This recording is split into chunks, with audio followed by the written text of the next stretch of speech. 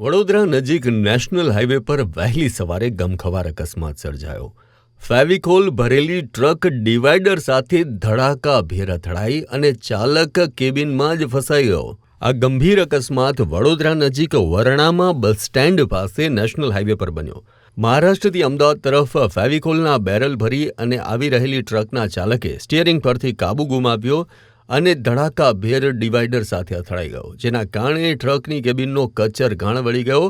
અકસ્માત એટલો બધો જોરદાર હતો કે ટ્રકમાં ભરેલા ફેવિકોલના બેરલ નીચે પડ્યા અને હાઈવે પર ઠેર ઠેર જ્યાં જુઓ ત્યાં બસ ફેવિકોલની રેલમછેલ થઈ ગઈ. આ ગમખ્વાર ઘટનામાં ટ્રક ચાલક મોહમ્મદ શેખ, જે કેબિનમાં ગંભીર રીતે ફસાઈ ગયો, તેને બહાર કાઢી હોસ્પિટલ ખસેડવાની ફરજ પડી. ઘટનાની જાણ થતાં વડોદરા જીઆઈડીસી ફાયર સ્ટેશનની ટીમ પણ ઘટના સ્થળે પહોંચી હતી અને ફાયર બ્રિગેડની અડધા કલાકની જહેમત બાદ આ રેસ્ક્યુ ઓપરેશન પાર પાડવામાં આવ્યું હતું.